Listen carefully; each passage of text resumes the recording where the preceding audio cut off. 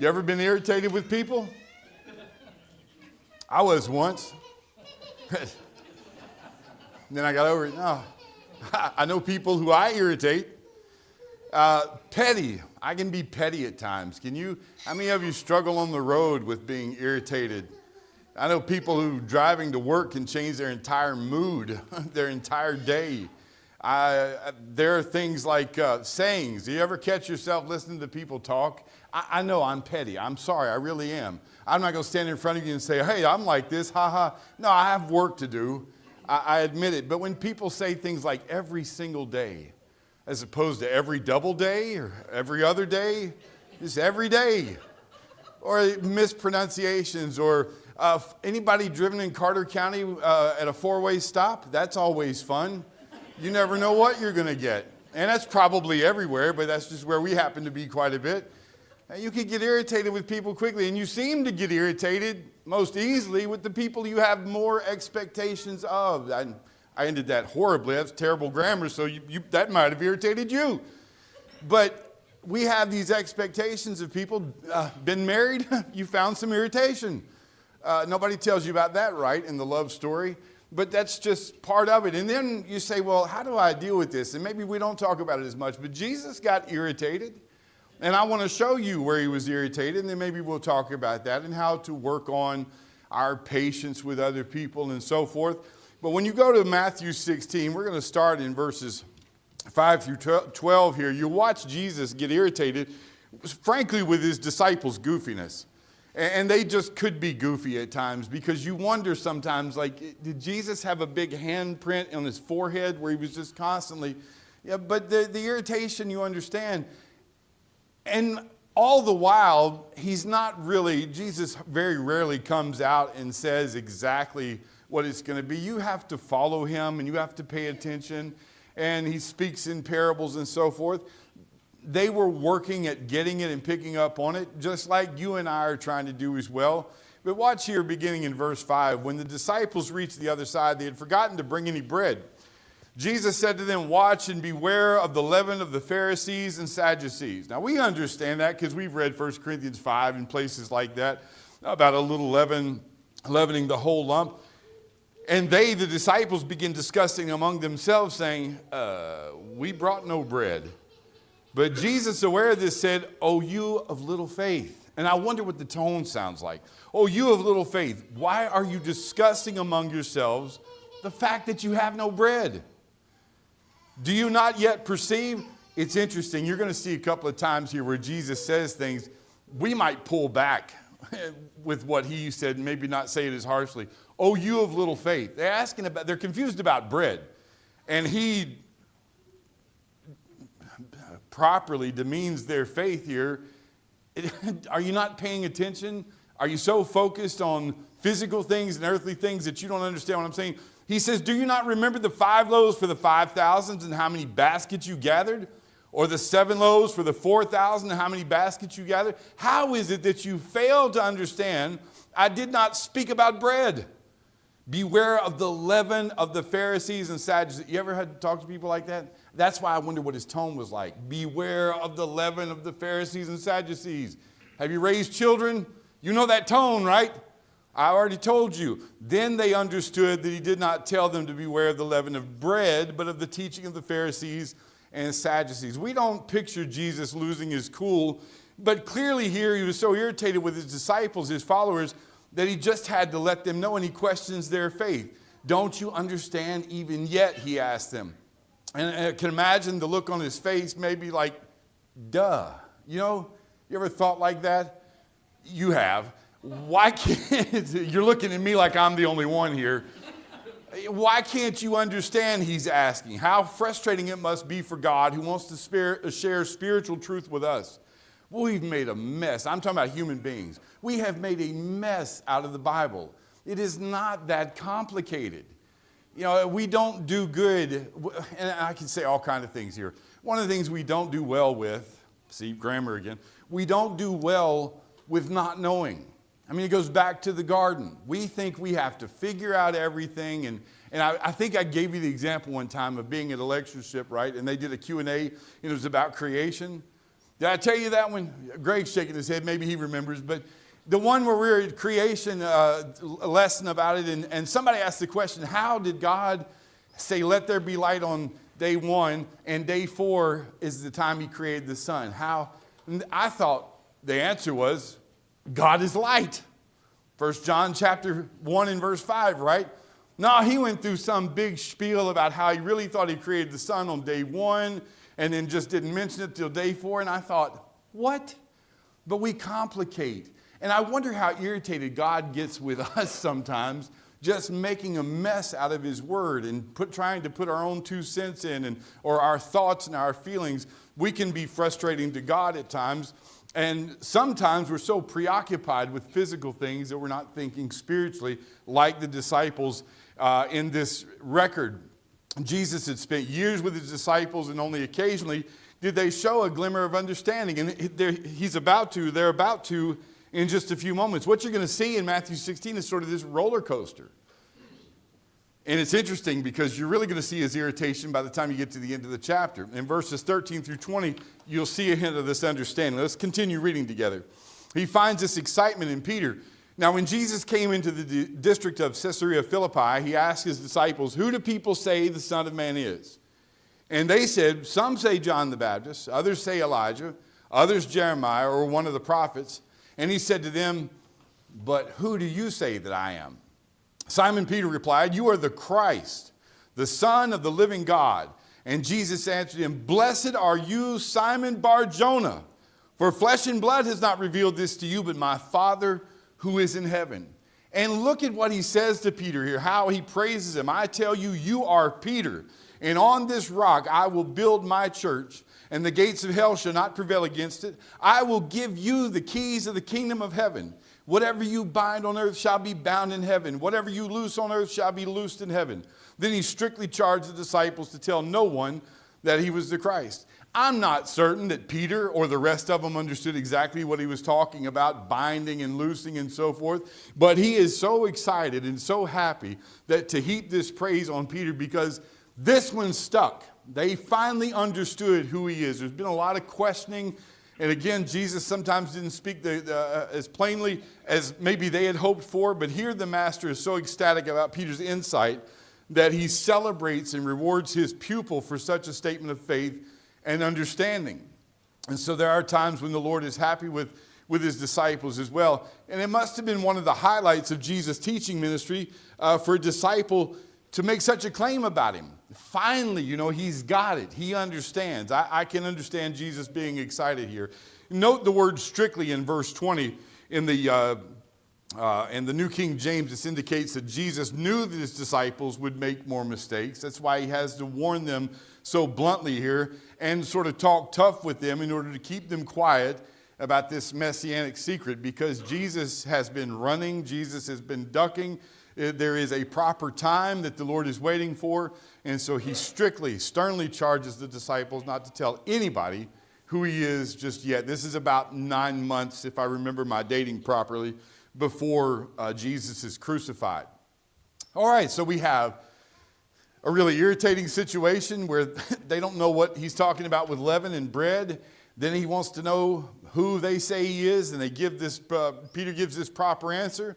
And then he goes on. This is the first time that Jesus is telling them exactly what's going to happen. He's letting them in on the future here, verses 21 through 23. And from that time, Jesus began to show his disciples that he must go to Jerusalem and suffer many things from the elders and chief priests and scribes and be killed, on the third day be raised.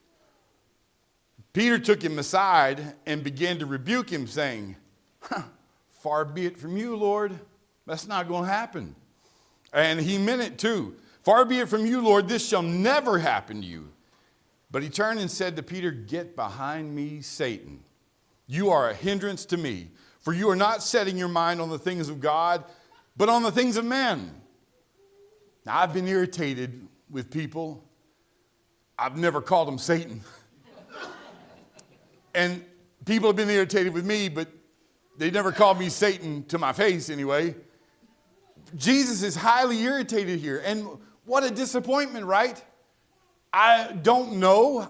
It could be surmising here, but they finally figured out who Jesus is. Maybe Jesus feels this is the right time to sort of let them in on what's coming. And he barely gets it out of his mouth, and Peter's dragging him to the side going, that's not happening. This is never going to happen to you.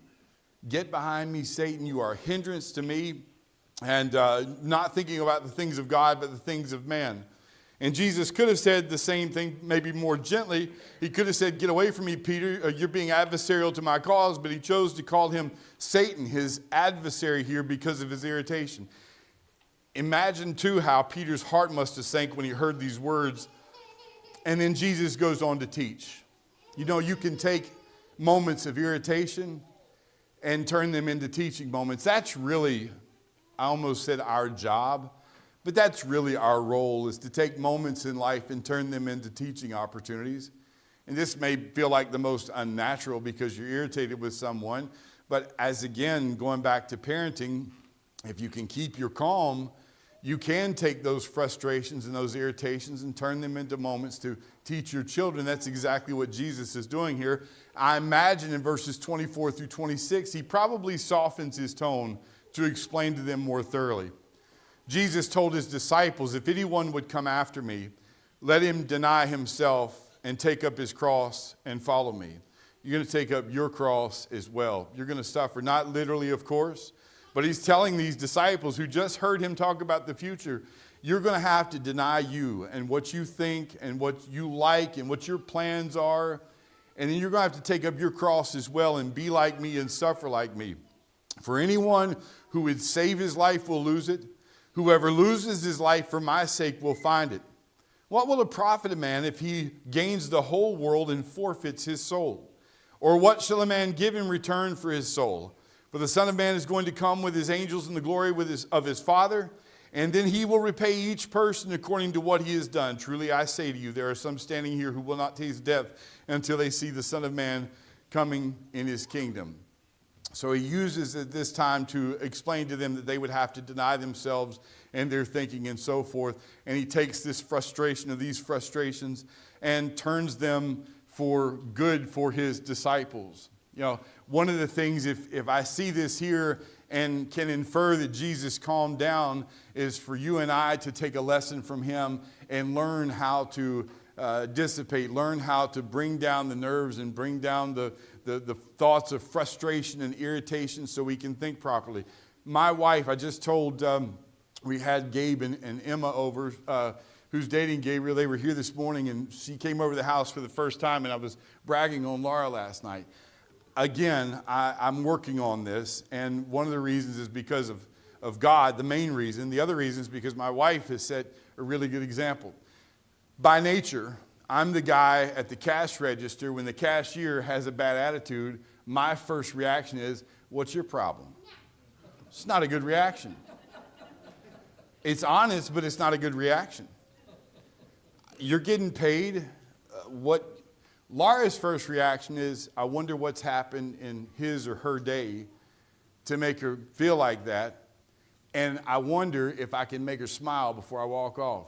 And she usually does it. Laura can talk to just about anybody when she was out and about like that. But that's the idea of taking moments like that and situations like that and seeing, what can I do with this? Maybe this person has had the worst day. Maybe they've dealt with people who had a bad attitude like me, wondering what her problem is all day long. And isn't it nice to have somebody to say, you know, how you doing? Has it been a tough day? And to make a change. And who knows where that conversations like that may lead. That's a different way to react to people that maybe gives them pause to think about, I wonder why they think like so. So there are thoughts like this and some more that I'll share here in conclusion. Don't pack up just yet, but lessons we can learn. I've told you the joke. I'm sure I only have a few of them and I repeat them over and over. But what does a preacher mean when he says in conclusion? Absolutely nothing. Perhaps you can identify with Jesus here, and maybe you have somebody in your life that you're frustrated with or easily frustrates you. I have those people. Again, I am that person to some people as well, because they just won't learn the lessons that you're trying to teach them. there are things that just quickly get on my nerves. And what I found out is what psychologists say is true. It's usually the things that are most like you that irritate you the quickest, the fastest. And I've learned that to be true. So learn to think through somebody else's eyes. Learn to think through God's eyes and see opportunities there. And rather than taking Jesus' words in this chapter as your license, well, Jesus called him Satan, so I'm going to really give it to him too. Rather than taking these as license to just open up on somebody, understand that our Lord knows how you feel. He's been there too. That's one of the things I don't want to miss in this lesson, is that even in irritation and frustration, Jesus knows what that's like. And he's left an example here. Something, again, that I've never really heard about. We think about some of the more major concepts or things that Jesus understands, but in every way, he knows what it means to be human. So what can I learn from this? And then realize, as I have to, I'm talking to me, well, before I'm talking to anybody here, maybe, just maybe, the most hard-headed of Jesus' disciples wasn't Peter, who could get it in one moment and lose it in the next. Maybe, just maybe, the most hard-headed of Jesus' disciples is you, me. Maybe it's me. And then I start to think the next time I'm tempted to express my irritation to those who are frustrating me, how aggravating must I be to God as well? I remember reading through Judges for the first time. If you've read through Judges, you see a cycle 7 times over of going against God, doing what was right in their own eyes, sinning against God, God sending, or them being oppressed and them pleading to God and God sending a judge, and then it would start all over again. And by the time you get done reading Judges, you're kind of irritated. How do these people not understand? Eric was mentioning this morning the Israelites in Exodus 14 and how they were complaining there. I can understand that, complaining at the mouth of the Red Sea, and they can't go to the right or to the left, and the world's greatest army is behind them. But then they get past the Red Sea with all of that, and 3 days later, you know what they're saying in the wilderness? We don't have any water. We should have just stayed in Egypt instead of die of thirst out here. And you're like, come on. Then you realize, I'm the same way. Some of the same things over and over. And I realize I, at times, am probably a big irritation to God. Why doesn't he get it yet? Why is this taking, just like Jesus here with his disciples? And if you're anything like me, I can tell you about things that I've taught in the past. I can tell you about things that I've believed in the past, things that I was adamant about, and I was so ignorant and didn't know it. And thank God for patient people. Thank God for people like Bill Haywood, who commented in class one time that we're all in different places and we have to have patience with each other because we're figuring it out. And thank God for his patience while I figure this out. And I've still got so much growth. They warned me about going to the school of preaching back years ago. Brethren warned me, if anything, they warned me about don't come out of there thinking you know everything. I came out of there thinking I am dumb and I will never learn all this because they just wet the beak, if you will. They just gave us a foundation to build on. And I realize how much growing I've got to do the older I get.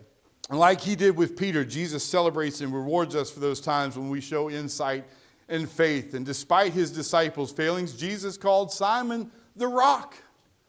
Remember, this is the same guy.